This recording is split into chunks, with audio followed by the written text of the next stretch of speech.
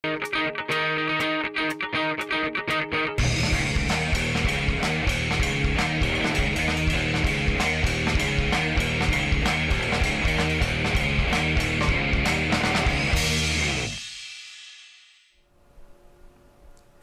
en el piso de Barricada TV, como habíamos dicho previamente, estamos con la invitada que es Laura Velasco.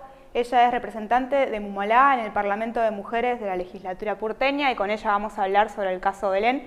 Pero antes, Laura, te queríamos consultar porque justamente hablábamos de que quizás no se sabe mucho lo que es el Parlamento de las Mujeres en la legislatura, que nos cuentes un poco de qué se trata. Bueno, el Parlamento de las Mujeres es un mecanismo que funciona por ley de la legislatura porteña y que a posteriori de existir en la Ciudad de Buenos Aires se replicó en algunos lugares como La Plata y consiste en que las bancas las ocupamos distintas referentes de distintas organizaciones de mujeres. Proponemos allí algunos proyectos y también planteamos problemáticas que tienen que ver con los derechos de las mujeres, en este caso en la Ciudad de Buenos Aires.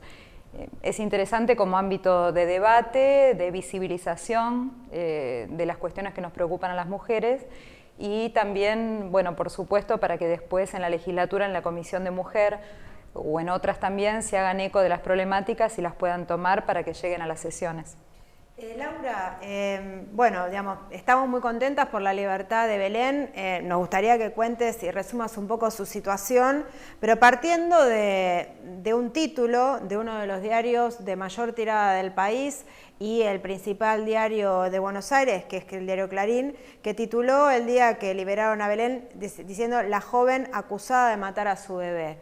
Entonces, un poco lo que queríamos conversar con vos es, a partir de este caso y en función de todas las discusiones sobre la violencia de género, ¿en qué punto realmente estamos de esa discusión como sociedad para vos? Bueno, es muy interesante que además de plantear la cuestión de esta joven acusada de cometer un aborto, y bueno, ha sucedido una enorme injusticia con ella por ser joven y por ser pobre, eso entendemos nosotras. Ha estado prácticamente 2 años en prisión,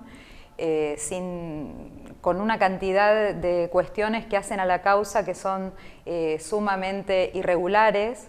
Ella inicialmente estuvo con un defensor público, después hubo una abogada que es Soledad Deza, que participa de una organización que es Católicas por el Derecho a Decidir, y bueno, y tuvo distintos acompañamientos. Bueno, estuvo la diputada Victoria Donda con el diputado Federico Mazo en Tucumán, hubo otros diputados que también tomaron la problemática y se hicieron eco, y organizaciones de mujeres, de modo tal que cuando se conoció la situación de Belén, la abogada la empieza a defender, pero a la vez empieza a existir una red de solidaridad social desde las organizaciones de mujeres, de derechos humanos. Esto se hace nacional, se realizan marchas en todo el país, el tema se hace muy visible y bueno, era absolutamente insostenible, la Corte tuvo que actuar como actuó. Ahora es bien interesante además que el planteo que tiene que ver con esta injusticia que sucede con Belén por ser joven y por ser pobre y por ser mujer, por estas 3 cuestiones, bueno, nos permite discutir también los derechos de las mujeres, el derecho a la interrupción voluntaria del embarazo, que en verdad la situación que le sucede a Belén es otra, pero nosotros estamos planteando también a partir de esto, bueno, cuál es el derecho que planteamos las mujeres y la deuda que tiene la democracia con este derecho para con nosotras.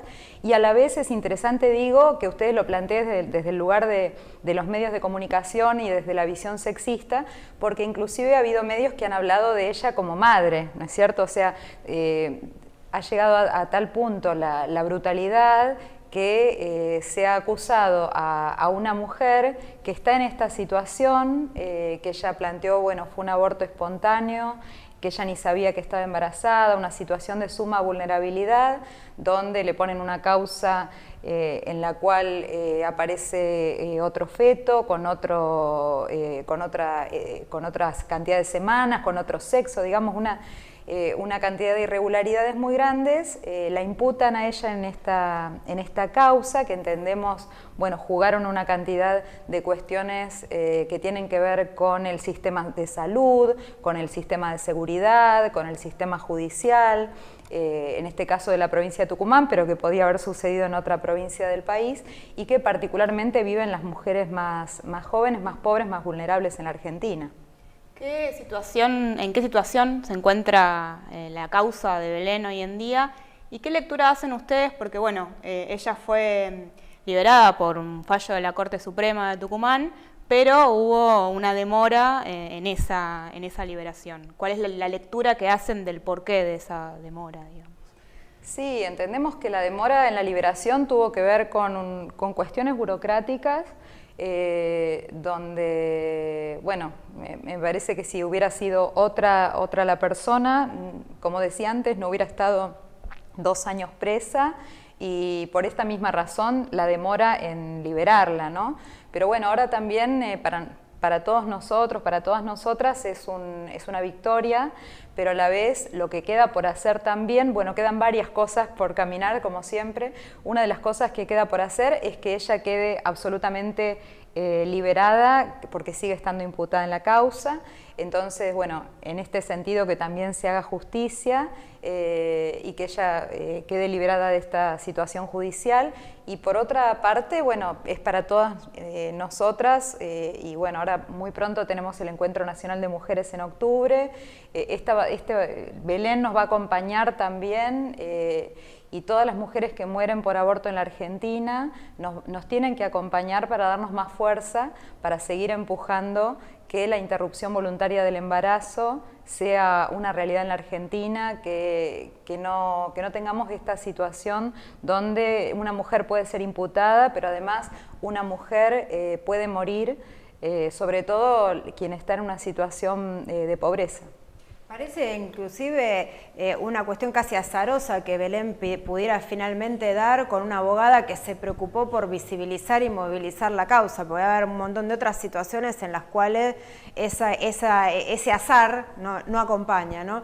Y en este sentido también con toda la discusión y toda la pelea alrededor del tema del aborto, ¿cómo ves vos que está, o sea, hasta dónde está madura esa discusión a nivel social? Porque además parece como muy atravesado por la hipocresía también. ¿De qué manera se viene reflexionando sobre este tema?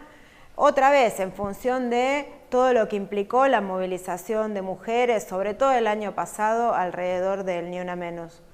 Mira, cada vez las estadísticas muestran que una parte más importante de la sociedad, hoy ya mayoritaria, hoy ya más de la mitad de la sociedad, está de acuerdo con que exista la ley de interrupción voluntaria del embarazo en la Argentina. Por supuesto que hay una gran hipocresía, por supuesto que hay también intereses económicos, porque es un gran negocio el aborto clandestino, y también hay poderes que tienen que ver con muchas veces sectores hegemónicos en algunos credos religiosos, ¿no es cierto? Eso. O sea, ¿crees que el Papa sea Francisco juega en contra de una posible ley de interrupción voluntaria del embarazo? Yo sinceramente creo que lo que juega en contra es que no podamos entender que el Estado tiene que estar separado de los credos, que tiene que haber libertad de credos y que nosotros tenemos que ser, nosotros y nosotras, muy respetuosas de la gente que tiene una religión y que es fiel a esa religión. Ahora bien, esto tiene que estar separado del Estado y de la ley. Entonces, todos aquellos aspectos en los cuales se ha legislado y en los cuales está pendiente legislarse y que tienen que ver con los derechos humanos, tienen que ser abordados. En distintos lugares del país, del país, digo, en la Argentina, ¿no es cierto?, por ejemplo, ha habido mucha resistencia a aplicar la ley de educación sexual integral. Mismo en la Ciudad de Buenos Aires tenemos, además de la ley nacional, la ley de la ciudad, o sea, la ley nacional que es la 2650 y la ley de la ciudad que es la 2110. Con esas dos leyes ya sancionadas hace 10 años, hicimos hace muy poquito una encuesta con Mumalá y con el Instituto ISEPSI y los resultados indican que hay 1 de cada 3 adolescentes que no ha recibido educación sexual integral en su escuela secundaria, que mayormente reciben contenidos biologicistas, Por ejemplo, en un 82% no se abordaron cuestiones que tienen que ver con la violencia hacia las mujeres, en un 89% no se abordaron cuestiones que tienen que ver con el abuso y el acoso. O sea, son datos muy fuertes que son preocupantes, insisto, a 10 años de la ley, porque la campaña en la que confluimos distintas organizaciones, entre ellas Mumalá, por el derecho al aborto legal, seguro y gratuito, plantea educación sexual para decidir, anticonceptivos para no abortar y aborto legal para no morir. Entonces, ni siquiera la educación sexual integral, que es hoy ley, se está aplicando con políticas públicas realmente, con presupuesto, con iniciativa. Y la realidad es que también en lo que es el acceso a los anticonceptivos hay dificultades en la llegada real a los barrios populares en distintas provincias del país.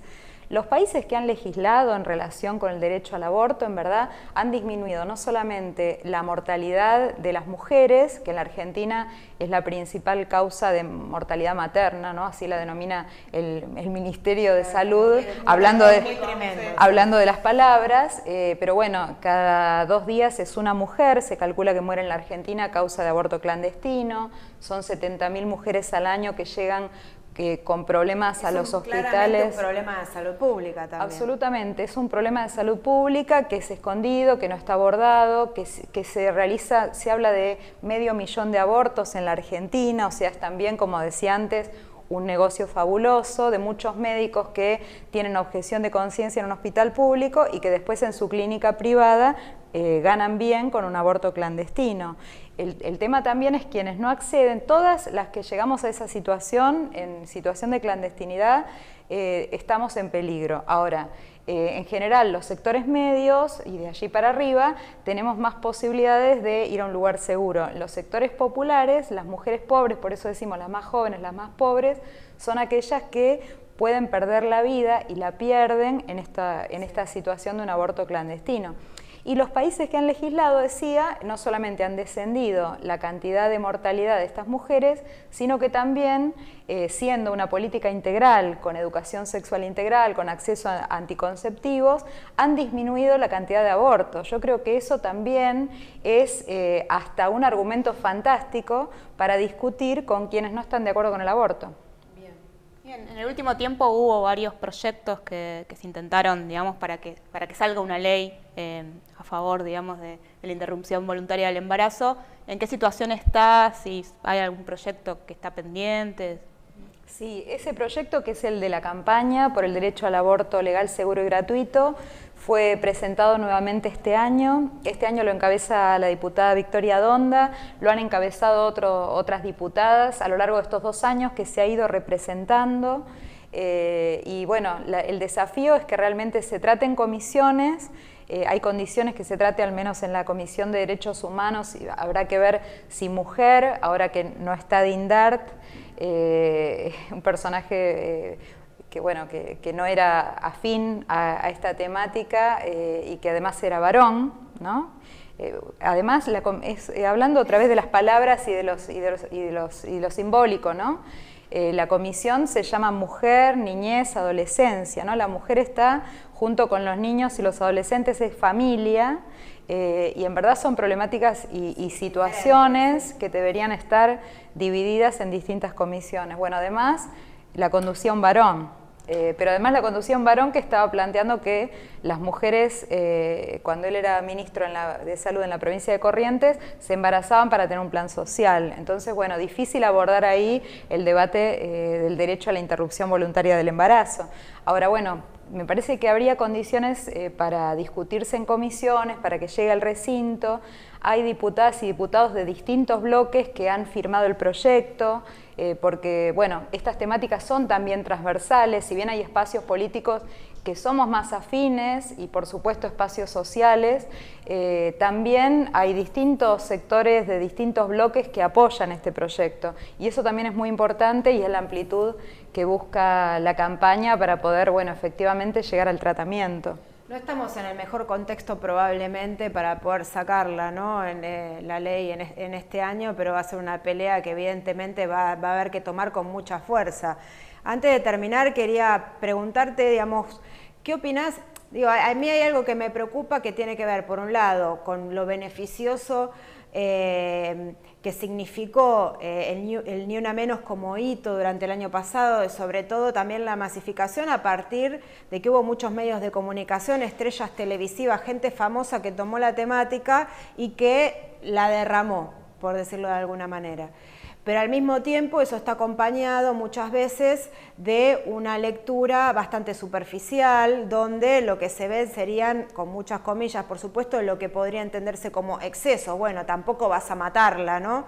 Y que todas las violencias que quizás son menos visibles no aparecen dentro de esa discusión. Entonces, un poco pensar en función a modo de balance, teniendo en cuenta que las semanas pasadas estuvieron muy atravesados por un debate, digamos, que un poco lo replicaron los medios, pero sobre todo en redes sociales, alrededor de las declaraciones de Gustavo Cordera sobre las mujeres, ¿no? Él hizo un par de comentarios que no son reproducibles porque realmente son comentarios muy violentos, pero de una carga machista tremenda y además que configuran delitos.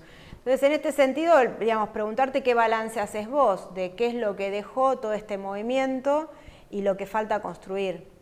Sí, la verdad es que nosotras entendemos que el Ni Una Menos fue espectacular como expresión social de un hartazgo en relación con el femicidio como la forma más extrema de violencia hacia las mujeres.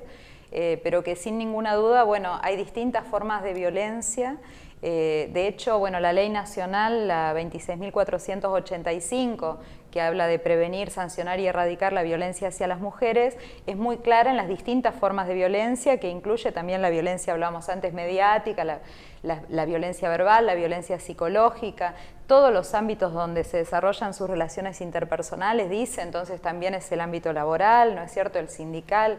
Bueno, si observamos, tenemos microviolencias en lo cotidiano, es una cuestión cultural que debemos atravesar y sin ninguna duda ir logrando la paridad también en todos los ámbitos, porque el ser relegadas de los ámbitos de poder implica, por supuesto, una forma de violencia. Entonces, si discutimos el 50 y 50 en la política o en el ámbito sindical, o sea, quienes empezamos a acostumbrarnos a tener esta lectura de buscar la igualdad y pensar en una sociedad más justa, bueno, empezamos a observar en cada uno de los escenarios dónde están las mujeres y dónde están los varones. Y en algunos ámbitos, por ejemplo, seguramente... En el ámbito sindical no hay remate. Es tremendo, ¿no? es tremendo. Sí. Desde los sectores más tradicionales, digamos, hasta los sectores que uno diría son más afines y más progresistas, ¿no es cierto? Ahora, uno pensaría, por ejemplo, lo mismo. El tango es como un ámbito, ¿no?, de la cultura, de la música, que sería tradicionalmente, uno piensa en las letras de tango, ¿no es cierto? Bueno, es machista, está imbuido de esa cultura. El rock, ahora sin embargo, también el rock expresa en un montón de cuestiones, y si bien está asociado a las nuevas generaciones, en un montón de cuestiones también en quiénes son los que ocupan el escenario, pero digo, en un montón de cuestiones expresa también una cultura machista. Ha habido, bueno, denuncias que han ido apareciendo en los últimos tiempos, bueno, también son expresiones y son formas que tienen que ver con el Ni Una Menos, que tienen que ver con esto que nos está pasando a todos y a cada uno como sociedad, ¿no es cierto? Por eso es absolutamente fundamental que entre las herramientas que desarrollemos, como son los medios de comunicación, como es la escuela, o sea, cómo apostamos a un cambio cultural con todas las herramientas que tenemos a mano, porque tenemos que ir trabajando en el día a día, por supuesto, planteando, bueno, Ni Una Menos en esta forma tan brutal en las que algunas de nosotras sufrimos, ¿no?, con los femicidios, pero también en distintas formas, ¿no?, la trata de mujeres y niñas en la Argentina, bueno, qué está sucediendo con el aborto, qué está sucediendo con distintas formas en que se recortan nuestros derechos cuando no accedemos al mismo salario por igual trabajo, cuando no accedemos a los lugares de poder o a los lugares de destaque y somos relegadas por ser mujeres, compartir el cuidado en el hogar y las tareas domésticas, como eso, bueno, también es un 50 y 50, porque si no nosotras nos vamos cargando con un montón de mochilas y después no las podemos cargar. Entonces me parece que además tiene que ser liberador para un montón de varones, que me parece que también se tienen que animar a construir, y muchos de ellos se animaron ya a construir otras masculinidades. Muy bien. Muy interesante. Muy interesante. Bueno, te agradecemos mucho, Laura Velasco, Mujeres de la Matria Latinoamericana, Mumalá, que hayas venido a Barricada TV. Te invitamos para todas las veces que quieran acercarse y bueno, vamos a seguir trabajando a lo largo de las ediciones de este Noticiero Popular distintos temas que tienen que ver justamente con la cuestión de género, para salir del género, ¿no? Para en definitiva trascenderlo. Vamos a un corte y después volvemos con más Barricada TV.